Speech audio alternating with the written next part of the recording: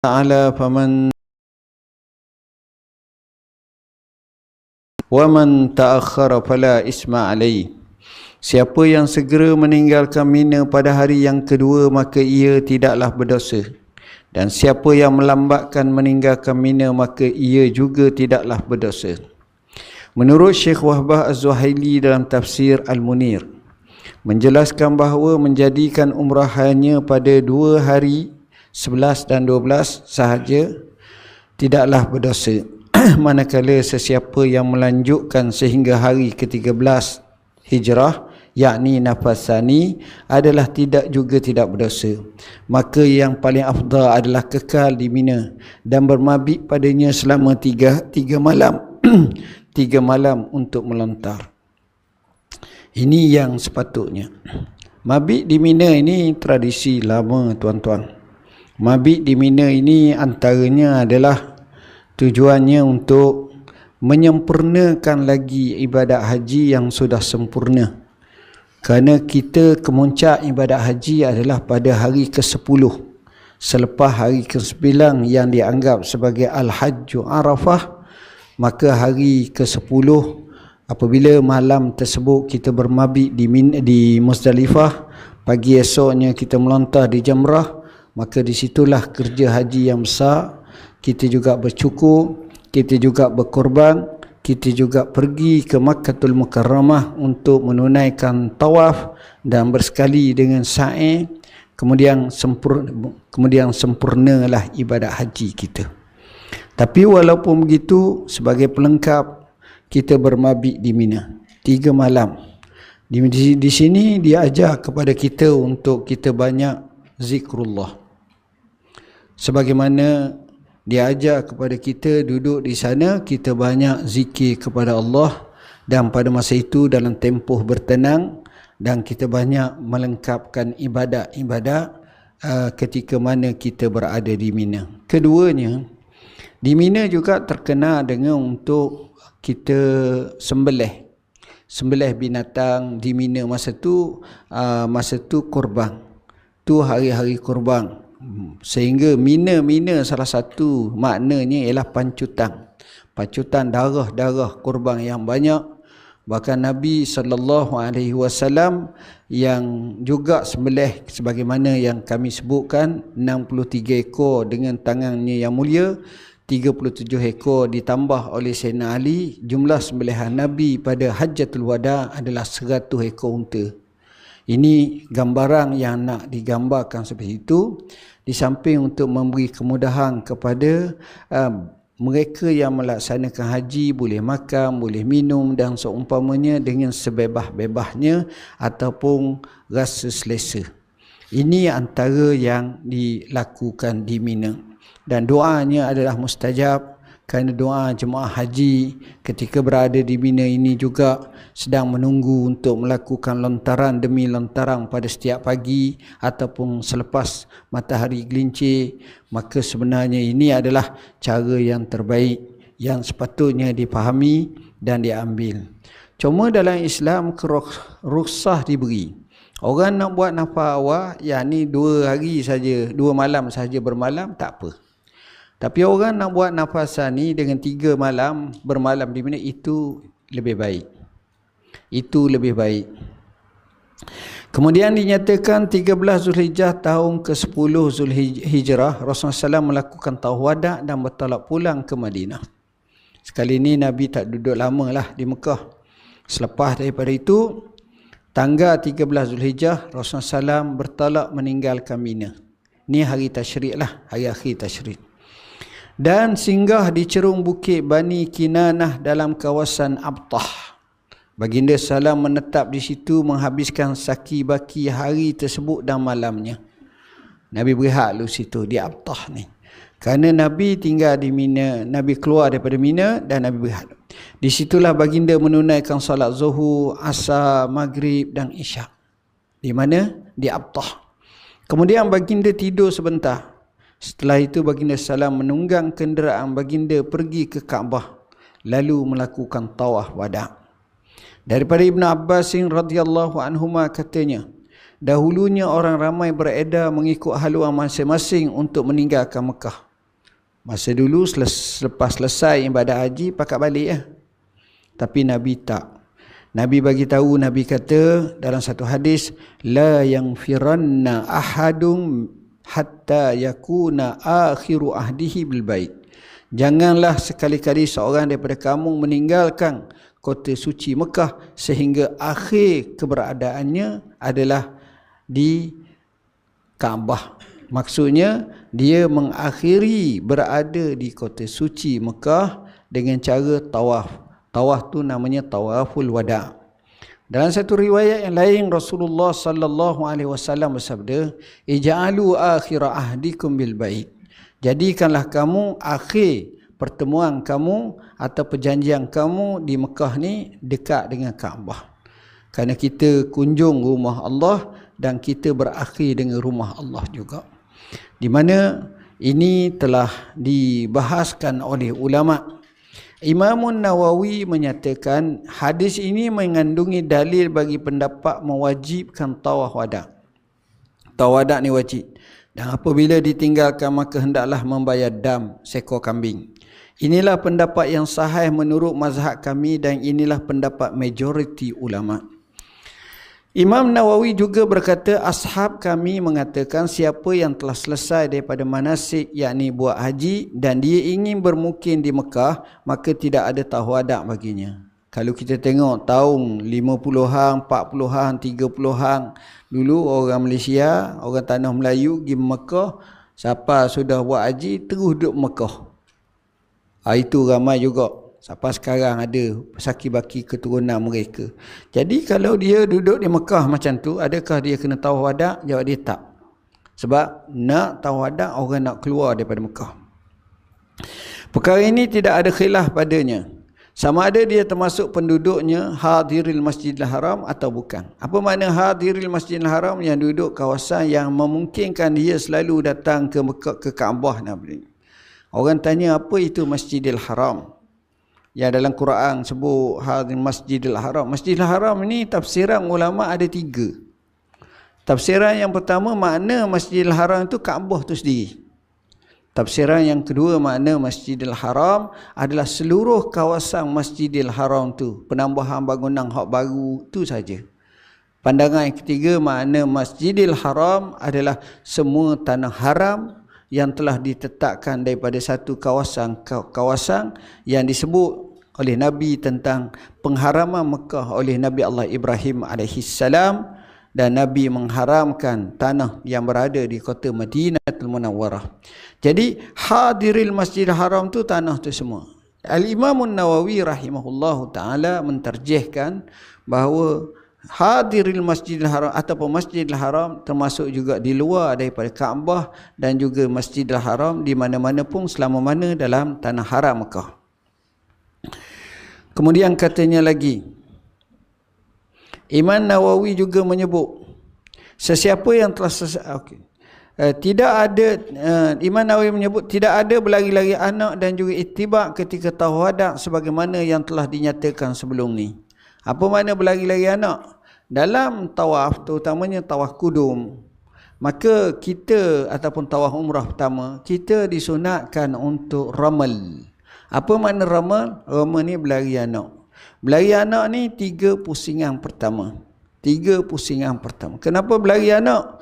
Berlari anak ni asal usulnya masa Nabi buat umratul qada pada tahun ke-7 Hijrah, orang Quraisy yang masih kafir masa tu duduk atas gunung, duduk tengok orang Islam. Dia nampak lemah, lembek. Bila lembek ni dah letih, jalan jauh, dia kata, apa kata kalau kita pergi serang, ngejuk sekali, biar mati habis.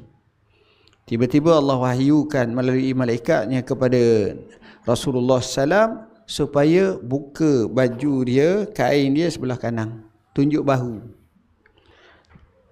Sepatutnya nak tunjuk ke Kaabah, patut belah kiri tunjuk sebab kita ngiring Kaabah. Tapi tunjuk ni, ertinya nak tunjuk kepada musuh-musuh tu. Yang kedua dia kata berlari. Maka berlari tu mereka bukan, oi, rupa-rupanya orang Islam kuat, bukan lemah. Kalau gitu tak jadi. Pensyariatan tu dikatakan itu salah satu daripada asbab menyebabkan mereka buat macam tu, kita pun buat juga macam tu. Tunjuk baru ni Kita pakai bawah ketiak kita untuk sebelah ni selendang macam tu hak lelaki itu dipanggil ittiba'. Berlari anak tu itu dipanggil ramal. Baik.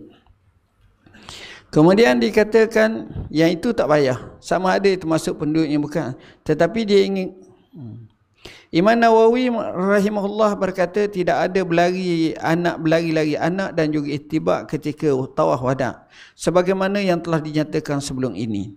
Tawaf wada' ini hukumnya wajib mengikut pendapat yang paling sahih antara keduanya. Dalam mazhab Syafi'i ada dua pendapat. Pertama kata sunat, yang kedua kata wajib. Yang kata sunat itu juga ada hujahnya, yang kata wajib pun ada hujah tapi kuatnya wajib. Itulah yang masyhur. Diwajibkan dam ke atas siapa meninggalkannya. Pendapat kedua menyatakan hukumnya adalah sunat dan sunat membayar dam jika ditinggalkannya. Sesiapa yang ingin pulang ke tanah airnya dari Mina, wajib masuk Mekah terlebih dahulu untuk tawaf wada'. Kalau dia daripada Mina, dia kata, saya ingat saya direct nak ke Mekah, nak ke kampung saya, ke balik sewa GMC, naik di Jeddah, tak masuk Mekah. Tak boleh, masuk Mekah dulu.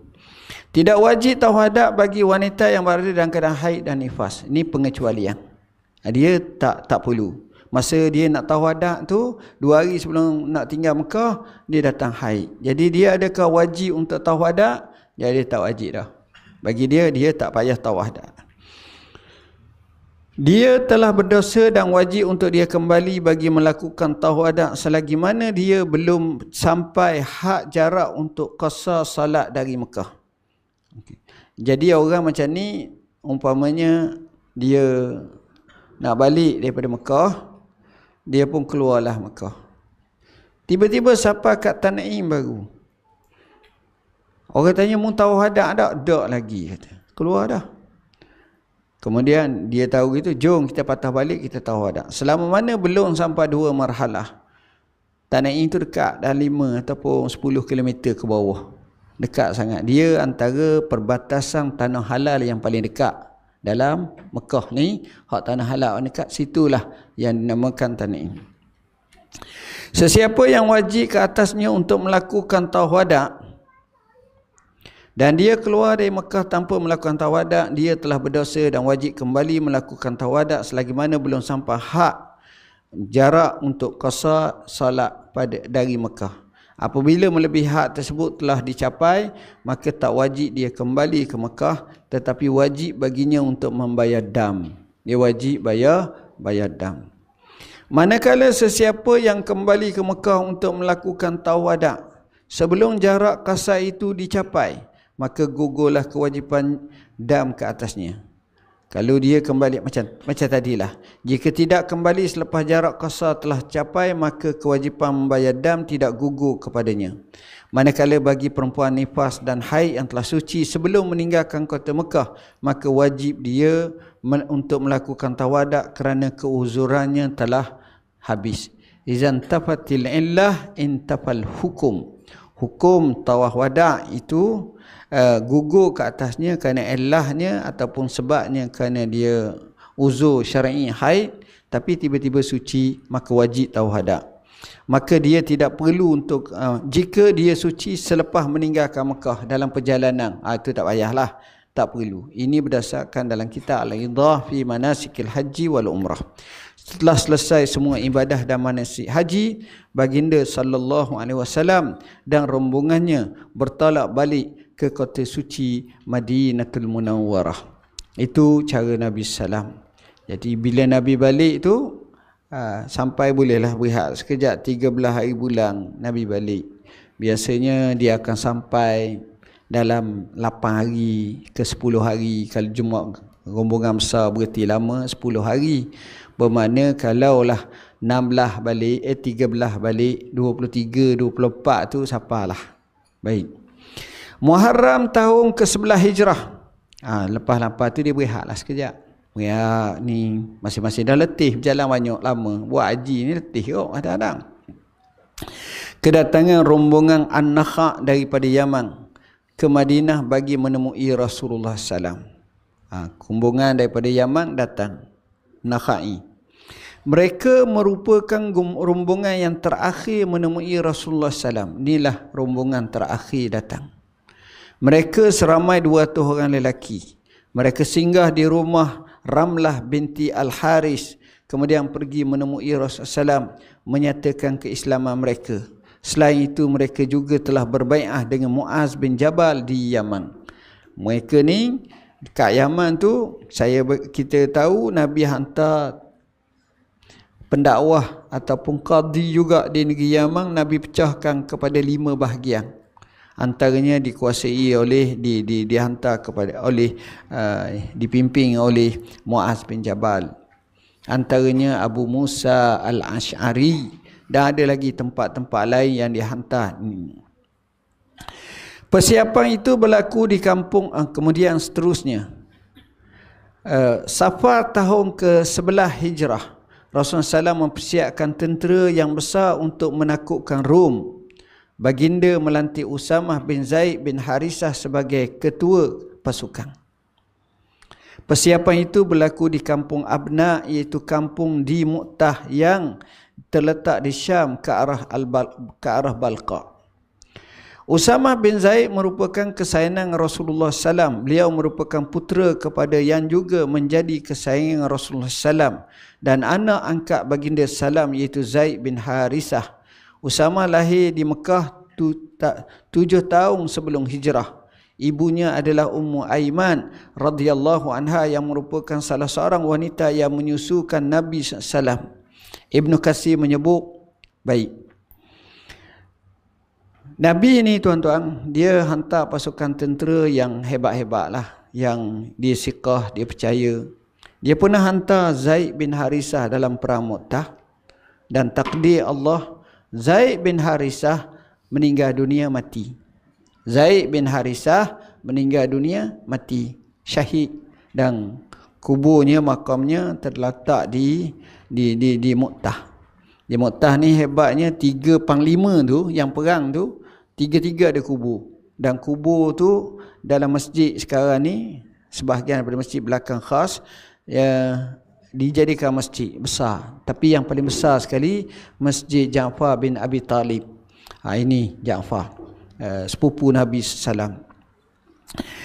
Zaid ni, kisah dia ni adalah orang biasa, bukan hamba. Dia ni putih orangnya, bukanlah hitam, putih. Jadi dia ni masa kecil telah ditawang oleh orang, puak-puak lanung ke apa ke, ambil bawa dia pergi Mekah, kidnap, kemudian pergi jual. Maka dibelilah oleh seorang, kata silap Hakim bin Hizam, kata silap. Hakim bin Hizam ni ada hubungan dengan hubungan waris yang baik dia ni dengan Khadijah. Jadi dia hadiah kepada Khadijah. Khadijah pun suka sangat. Jadilah Zaid ni sebagai hamba kepada Khadijah. Ini Zaid khidmat dengan baik. Akhirnya Nabi kahwin dengan Khadijah. Bila Nabi kahwin dengan Khadijah, maka Khadijah hadiah Zaid kepada Nabi. Nabi pun bela Zaid, jaga Zaid. Tengah-tengah jaga Zaid, bela Zaid, Zaid jadi orang suruhan dia ni, hamba ni. Tiba-tiba ayah Zaid mari. Ayah Zaid mari tuntut nak ambil balik Zaid. Bila nak ambil balik Zaid, Nabi sebagai seorang yang baik, yang soleh, yang memang Nabi, dia pun kata kepada Zaid, kamu ada 2 pilihan. Kalau kamu nak pergi kepada ayah kamu, aku merdekakan kamu, aku bebaskan kamu, baliklah. Tapi kalau kamu nak bersama dengan aku, tak apa. Zaid kata, saya nak bersama dengan Muhammad lah. Masa tu belum jadi Rasul lagi lah. Dengan Rasulullah lah, nak sama dengan Rasulullah. Jadi ayah dia pun tengok keadaan Zaid, tak ada masalah, segar, comel, baik, ni tak ada kena dera, tak kena ni, okeylah, sukalah hati, baliklah dia. Jadi Zaid khidmat dengan ayah, dengan Rasulullah SAW. Akhirnya Rasulullah SAW merdekakan Zaid. Rasulullah SAW sayang kepada Zaid, jadi anak akak dia. Lalu nak jadi anak akak zaman dulu, dia tukar nama daripada Zaid bin Harisah kepada Zaid bin Muhammad. Bila beri nama macam ini, lalu Allah turun ayat ma kana Muhammadun aba ahadi min rijalikum walakin Rasulullah wa khataman nabiyyin. Muhammad ini bukanlah ayah kepada mana-mana lelaki orang besar di kalangan kamu, tapi dia Rasulullah dan penutup segala para nabi. Akhirnya ditukar semula kepada Zaid bin Harisah. Zaid ni disayangi oleh Rasulullah SAW. Akhirnya Zaid ni dikahwinkan dengan sepupu Nabi, Zainab. Kahwin. Zainab ni orang comel, bangsawan Quraisyah. Ni bekas hamba walaupun tu. Jadi dia tak ngam. Kahwin sekejap tak ngam. Tapi bila nak kahwin tu, Nabi paksa dia ikut. Kerana Allah Subhanahu wa taala sebut, wa ma kana Muhammadun wa ma kana lil mu'minin wala mu'minatin iza qadallahu wa rasuluhu amran an yakuna lahumul khiyaratu min amrihim. Tak mungkin bagi lelaki beriman dan perempuan yang beriman bila mana Allah tentukan sesuatu untuk dia tinggalkannya. Dia engkar, dia tak ikut, tapi dia wajib taat. Jadi Zainab pun taat. Hikmahnya selepas tak ngam ni, akhirnya berlaku perceraian.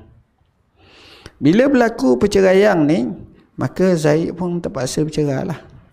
Bercerai dengan Zainab. Cerai dengan Zainab, selepas cerai dengan Zainab, turun ayat Quran. Falamma qada Zaidun minha wa tarazawwajnakaha. Bila mana Zaid telah selesai dari segi iddah dengan Zainab, Allah kata, kami kahwinkan kamu wahai Muhammad dengan Zainab. Bila kahwin dengan Zainab macam ni, maka di situlah untuk basmi satu fahaman zaman dulu di kalangan fahaman orang-orang Quraisy, orang musyrikin Mekah, orang musyrikin, iaitu anak akak bini dia, ayah dia tak boleh kahwin. Anak akak bini dia, ayah dia tak boleh kahwin. Kalau menantu memang tak boleh kahwin lah selama-lamanya. Anak angkat bini dia pun tak boleh kahwin. Tapi Allah benteras pandangan ini dan boleh kahwin. Jadi Zainab bangga, dia kata semua isteri-isteri baginda SAW dikahwinkan oleh wali dan bapa atau keluarga masing-masing. Allah muliakan aku, Allah yang kahwinkan aku dengan Rasulullah sallallahu alaihi wasallam. Reka ceritanya Zaid ni, Nabi sayang kat dia. Bila Nabi sayang kat dia, Nabi kahwinkan Zaid dengan Ummu Aiman. Ummu Aiman ini adalah masa ia adalah hamba ayah Nabi, Abdullah. Bila ayah Nabi mati, dibawa kepada mak Nabi. Mana mak Nabi lah jaganya. Kemudian masa Nabi ziarah ayahnya di Madinah ataupun nama-lama Yasrib masa tu, sampai dia buat bapa mak Nabi mati. Jadi Ummu Aiman ni lah yang ada asuh Nabi. Tapi Ummu Aiman ni lah bukanlah masa tu Nabi umur 6 tahun, Ummu Aiman umur 28 tahun, 30. Tak. Dia umur mungkin lebih dalam 4, 5, 6 tahun ataupun 7, 8 tahun. Tak banyak lah. Lebih tua lah sikit dia pada Nabi. Bila dah kahwin macam tu tak apalah. Sudah daripada tu dikatakan masa keadaan macam tu, selepas tu Nabi kahwinkan Zaid dengan Ummu Aiman.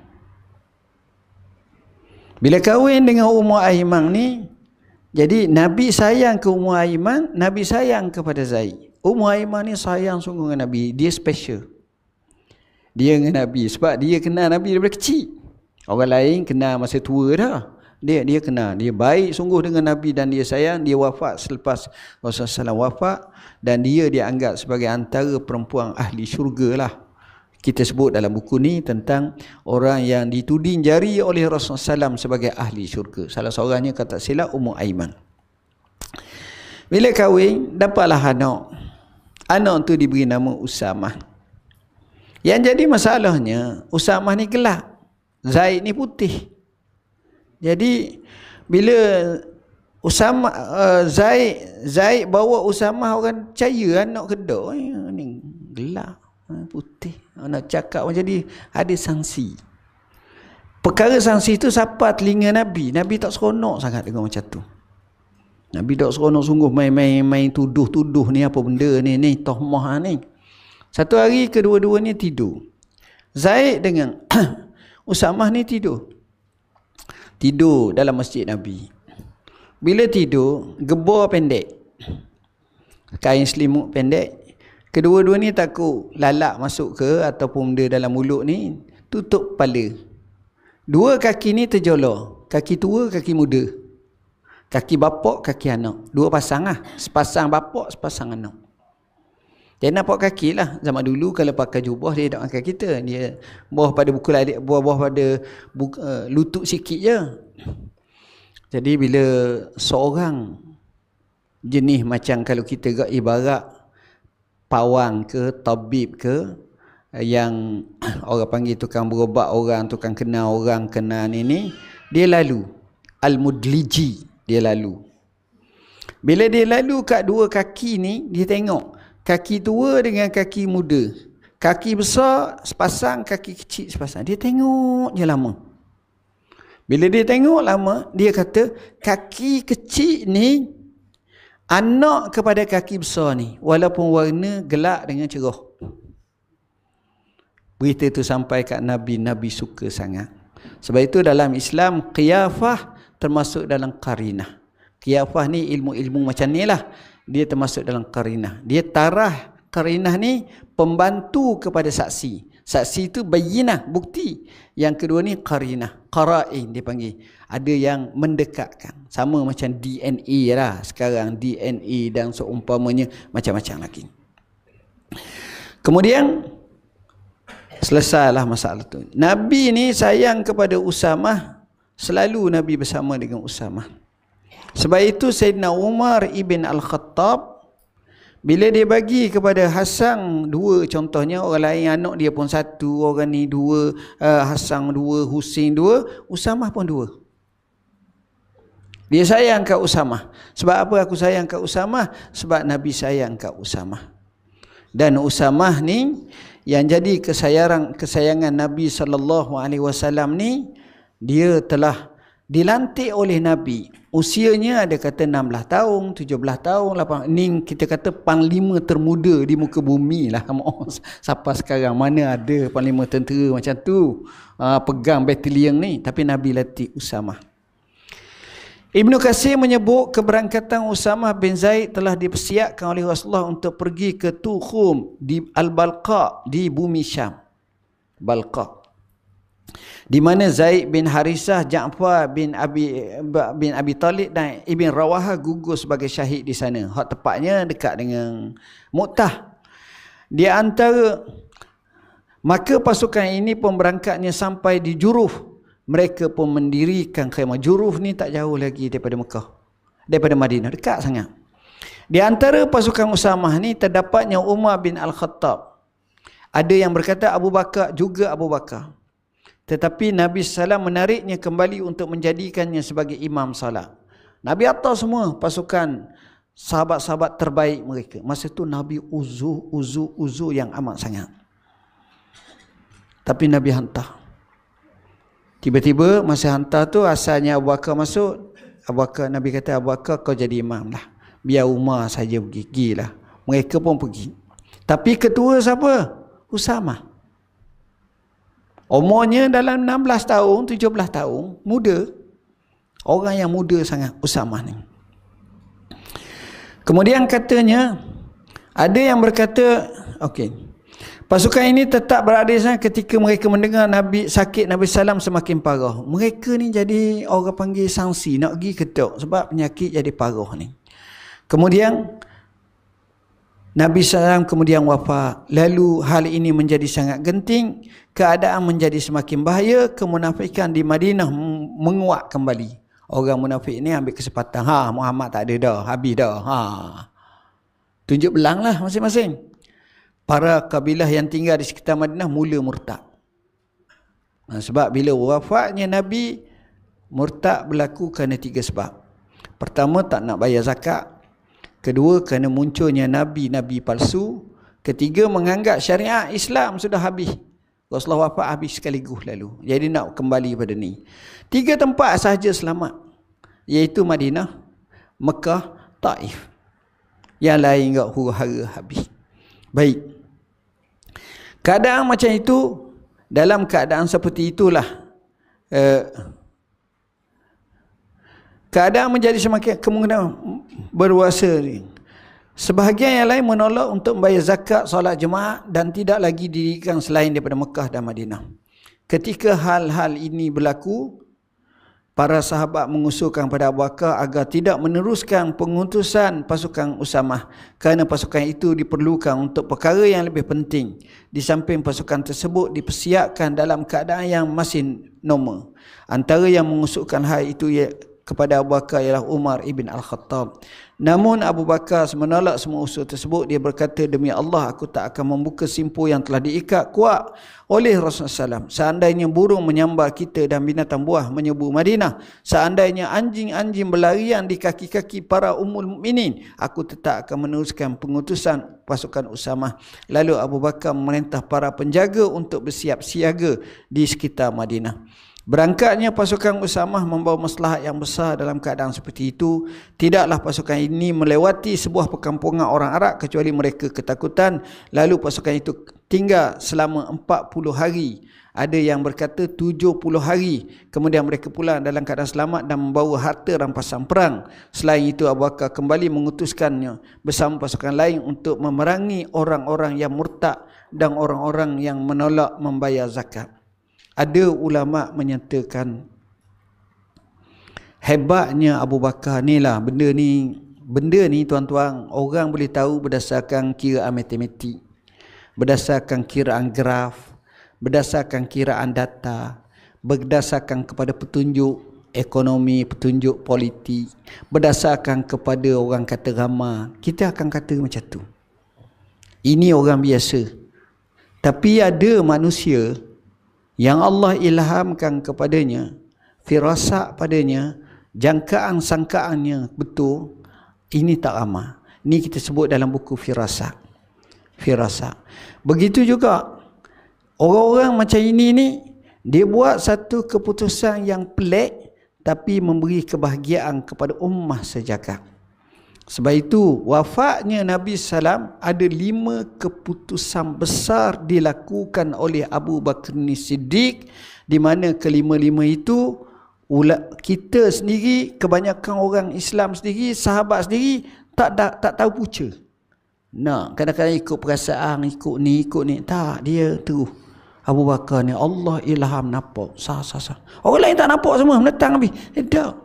Masa tu tak boleh guna minoriti ngundi dah. Abu Bakar guna kuasa veto dia. Tak. Hui, hebat sungguh. Ini ilham. Ada 5 keputusan besar. Keputusan yang pertama, bagaimana Rasulullah SAW dideklarkan mati. Nabi ni mati. Jangan ada anjaran mengarut Nabi ni hidup. Tak. Semua orang tak berani sebab Nabi mulia kan, mana boleh mati. Nabi Isa lagi akan kembali. Nabi Muhammad jauh lebih mulia, terbaik di kalangan Nabi, mana mungkin. Main logik, main gini. Sehingga Sayyidina Umar sendiri pun marah sampai mengacau. Kata, siapa kata Muhammad mati, aku bacung lehernya. Tengok. Tiba-tiba Rasulullah SAW, Abu Bakar bangkit. Tak tengah-tengah diam tu, dia kata, ayyuhan nas, man kana ya'budu Muhammadan fa inna Muhammadan qad mat, wa man kana ya'budullah fa inna Allah hayyul la yamut. Lalu dia baca, wa ma Muhammadun illa rasulun qad qalat min qablihi rusul afa immata aw qutilan qalabtum ala aqabikum wa man yanqalib ala aqibai falan yadurrallaha syai'a wa sayajzillahu syakirin. Baca nas tu, ayat Quran tu, seolah-olah kata sahabat macam kali pertama dengar. Abu Bakar kata, siapa yang sembah Muhammad, Muhammad mati. Siapa yang sembah Allah, Allah maha hidup tak mati selama-lamanya. Jadi di situ satu mauqif yang paling hebat. Kedua, pelantikan khalifah. Cara dia selesai. Asalnya orang Ansar nak dia jadi khalifah juga. Biar kita latih dua pemimpin. Amir dua. Amir Madinah satu, Amir Mekah satu. Amir Mekah. Amir Ansar satu, Amir Muhajirin satu. Jadi latih dua amir. Minnal amir wa minkumul amir. Kemudian apa berlaku? Kata Abu Bakar, al-a'immatu min Quraisy. Satu riwayat al-khilafatu min Quraisy. Pemerintah, pemimpin mesti daripada orang Quraisy. Jadi satu je, tak boleh dua. Itu pun selesai masalah.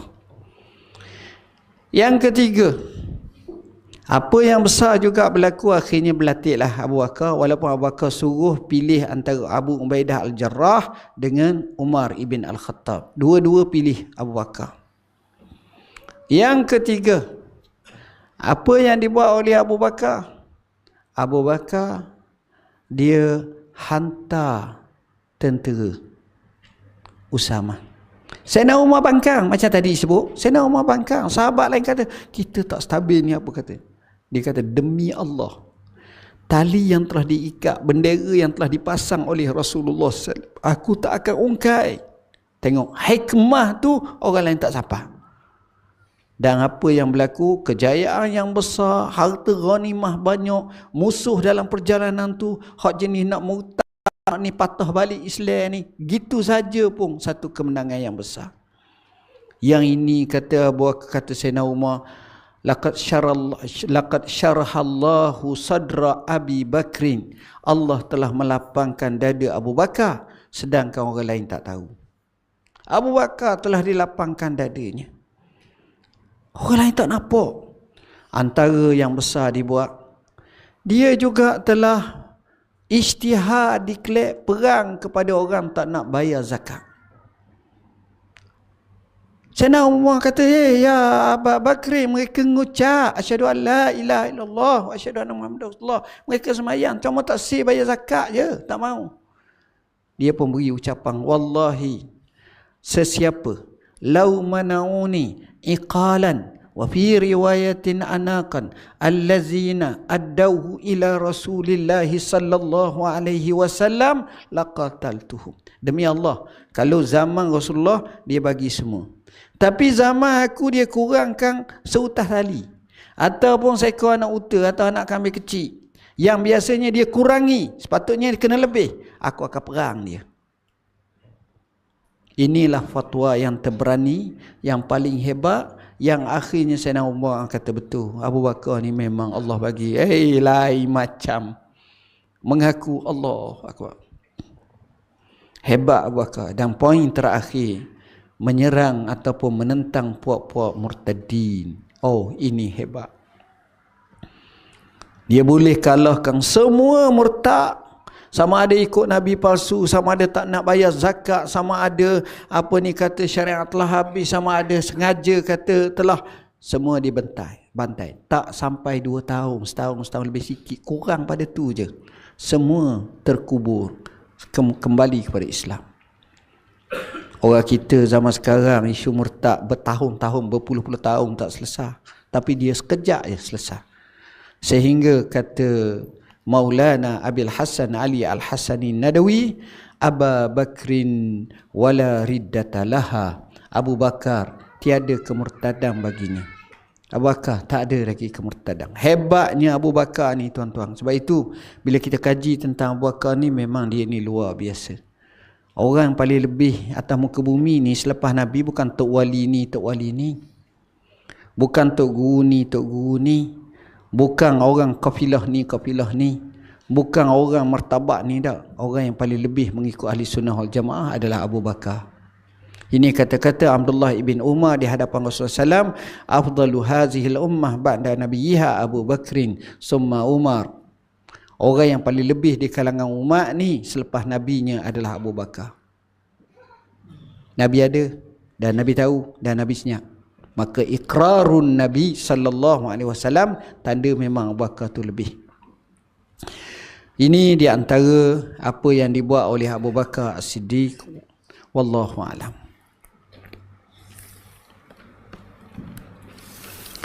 Bismillahirrahmanirrahim. Kita bincang hadis yang ke-27. Beza antara pahala dan dosa. Daripada Nawas bin Sam'an radhiyallahu an, daripada Rasulullah sallallahu alaihi wasallam, baginda sallallahu alaihi wasallam bersabda, al-birru husnul khuluq wal ismu ma haka fi nafsika wa karihta an yattali'a alaihi nas. Kebaikan adalah akhlak yang baik, dan dosa adalah apa yang menggetarkan jiwa dan engkau tidak suka jika dilihat oleh manusia. Dan satu riwayat yang lain daripada Wabisah bin Ma'bad radhiyallahu an, dia berkata, aku mendatangi Rasulullah SAW, lalu baginda bersabda, jita tas'al anil birri.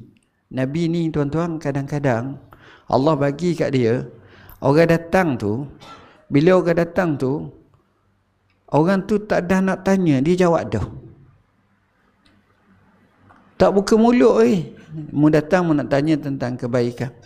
Qultu na'am, ya. Tengok. Dan cerita ni bukan sekali, banyak kali. Sebelum Hajjatul Wada datang seorang, ataupun semasa Hajjatul Wada datang seorang. Nabi pun kata, awak datang ni nak tanya, muna aku bagi tahu dulu soalanmu, kemudian aku jawab, ataupun mun sengaja nak tanya, kemudian aku jawab. Dia kata, ya Rasulullah, kalau gitu biar Rasulullah terus jawab. Tanya apa hak yang saya nak terbuku dalam hati. Dia pun jawab, Rasulullah kata, ada pun kamu nak bertanya, antara soalan yang kamu nak tanya tentang haji, apa fadilat dan kelebihan seorang tu keluar daripada rumahnya, melangkah kaki menuju ke Makkatul Mukarramah, berapa banyak pahala dapat. Aku nyatakan begiang. Ada pun kelebihan berkenaan dengan tawaf, ada pun kelebihan dengan ni, satu. Dia kata, betul ya Rasulullah, betul ya Rasulullah. Hebat Rasulullah SAW. Kita tak boleh teka tak betul. Tapi Rasulullah ni lain. Lalu Nabi bersabda, istafti qalbaka albirru matma'annat ilaihi nafs. Kamu kena tanya hatimu, kerana kebajikan sebenar itu apa yang tenang pada jiwa. Watma'anna ilaihil qalb, hati pun tenang. Wal ismu ma haka fin nafsi wa taraddada fis sadr. Sedangkan kejahatan dosa itu apa yang sentiasa berbuku pada jiwa dan sentiasa macam tengok tak apa kena. Wa iniftakan nas wa aftauka. Dalam keadaan macam tu, sekalipun kamu tanya orang ataupun orang lain beri fatwa kepada kamu dan mereka sokong kamu, tak. Macam kita tengok ada orang tu, dia nak justifikasi, nak halal, dia tanya Tok Guru ni. Tok Guru ni tak puas hati, dia tanya lagi Tok ni. Sebab dia nak selera dia. Akhirnya, kena dah dengan selera dia. Dia pun kata, hak lain tak, hak ni betulnya, gini. Walaupun 50 Tok Guru kata tak betul, seorang je kata betul, hak seorang tu betul. Sebab kena selera dia. Dia tak kira majoriti dah, dia kira hak kena selera dia, hak tu kita pegang. Dan ini banyak sangat berlaku. Ini beza antara pahala dengan dosa. Tuan-tuan dan puan-puan yang dirahmati Allah, sebenarnya daripada sini menunjukkan bahawa kebajikan yang paling hebat sekali antaranya husnul khuluq, akhlak yang baik. Kenapa kita kata gitu? Kadang-kadang kita tengok orang Melayu cakap, bahaya bahasa, kau ni semayang saja je. Tapi perangai, kau ni baru balik Mekah wajib saja je. Kau ni nampak je pegang ni saja je. Kau ni. Dia kait dengan ibadat kita, tapi dia smash kita dengan akhlak kita. Sebab itu akhlak ni paling penting. Akhlak ni paling penting. Saya contoh bahasa mudah lah. Kita ada 6 orang. 6 orang di kalangan kita. Seorang ni kaki sembahyang malam. Seorang yang kedua ni kaki puasa sunat. Seorang yang ketiga kaki baca Quran. Seorang yang keempat kaki zikir. Seorang yang kelima kaki sembahyang sunat. Seorang yang kena ni semua tu buat sikit-sikit belaka tapi akhlaknya baik. Hak mana paling baik? Hak akhlak tu. Hak akhlak tu paling baik. Lebih-lebih akhlak tu dengan sifat pemurah dia. Dia akan jadi paling baik. Bahkan hak ngapa Quran, hak baca Quran banyak tu mikir, kata baik dia. Aku walaupun ini hak ni pula baik dia, walaupun aku kuat sembahyang baik dia. Ini dia baik. Sebab bila baik ni asalnya kembali pada husnul khuluq. Jadi saya rasa sekadar itulah dulu, wallahu alam. Hadirin hadirat yang dirahmati Allah, bersama kita ni ada buku baru, Satu, mengungkap rahsia mimpi. Banyak orang nak bincang bab mimpi-mimpi ni, kita ambil pandangan ulama dan juga kaedah takbir mimpi semua sekali berdasarkan pandangan ulama semua. Kedua, buku ni kita buat untuk nak meraihkan setahun perjuangan rakyat Palestin, Taufan Al-Aqsa. Jadi siap buku ni sebenarnya kita buat untuk NGO Muslim Care. Jadi sebarang pembelian hak ni kita akan derma kepada Muslim Care. Kita akan sebahagian daripada tolak beberapa perkara penting, kita akan derma kepada Muslim Care. Sama juga dengan Asy-Syahid Ismail Haniyeh yang saya cerita ni. Sebab kalau kita tengok macam tu baru kita tahu perjuangan mereka ni amat dahsyat. Setahun yang mereka lalui ini, fasanya, kata pakar-pakar perang, dia kata kalau kita tengok bom atom Hiroshima dan Nagasaki yang jatuh ke dua tempat tersebut pada September 1945, apa yang berlaku di Gaza 3 kali ganda lebih dahsyat. 3 kali ganda. Tapi alhamdulillah kematian mereka hanya mencecah lebih kurang menuju ke 50,000 setahun. Itu pun orang awam, kanak-kanak, wanita paling banyak kena tu. Allah uji mereka. Dan mereka ni nak atas makanan pun payah, melainkan dengan cara yang sukar. Sukar kesian mereka. Kadang-kadang digunakan, ya Allah, Allah saja yang tahu. Yang cedera, yang mati ni termasuklah ni.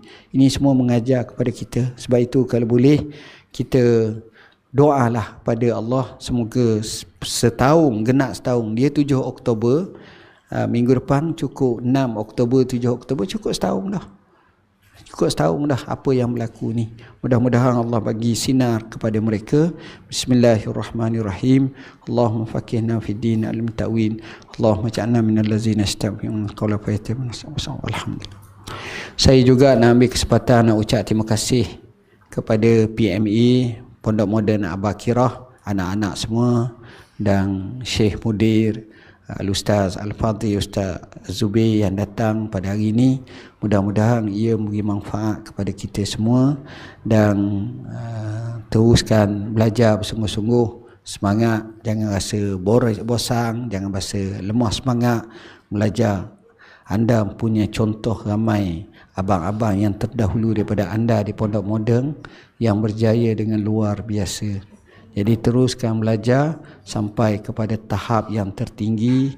Semoga menjadi pemimpin, khususnya pendakwah dan juga ulama yang terbilang pada masa akan datang, yang mewarnai dan mencorak bumi Malaysia ini insya-Allah.